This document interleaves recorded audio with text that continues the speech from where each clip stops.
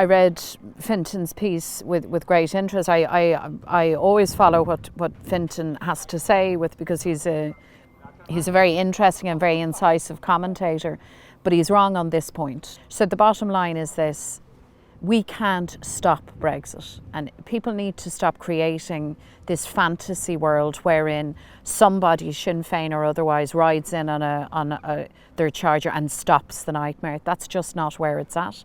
People need to remember that the English electorate in particular substantially have mandated Brexit. They need to understand that their elected representatives, a big majority at Westminster, support that position. The 7 Sinn Féin votes are neither here nor there. That's their decided position. If it came down to 7 votes, or if it looked like your votes would Christina, matter, it's not going to, because the maths of this is established.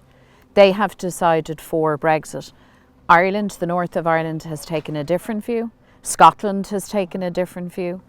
But this is largely an English question, and in fairness to them, they have decided their democratic future.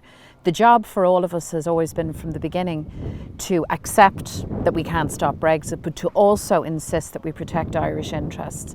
Embroiling ourselves in a game of musical chairs at Westminster and kind of fantasy politics isn't going to happen. I mean, in fairness to Fintan, it was a great exercise in creative thinking. True. And I think it was very well intentioned, and it sparked a debate. I know you say the maths don't add up, but you have had, I suppose, special conventions and things asking the membership, would they consider maybe a change in policy? Would you ever consider having such a special sort of conference with your members on this? No, absolutely not. And would it not be worth asking the question, just in case they would be willing to change? But we've an Ordesh every year, and every part of the organisation is free to bring forward motions to that, or that there's any issue under the sun can be addressed at those Ordesh, and there's no appetite for us to enter Westminster. And the reason for that is because we know from experience, not from speculation or creative thinking, but from experience, that Irish interests are protected in Ireland. The function of the Westminster Parliament is to advance British interests. And in the case of Brexit, let's be honest, it's very specifically an English case that's being made here. And that's okay.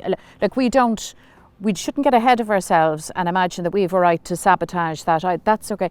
Our problem resides in the fact that we live in a partitioned island, and because of decisions that they have made for themselves legitimately, that the spillover affects us.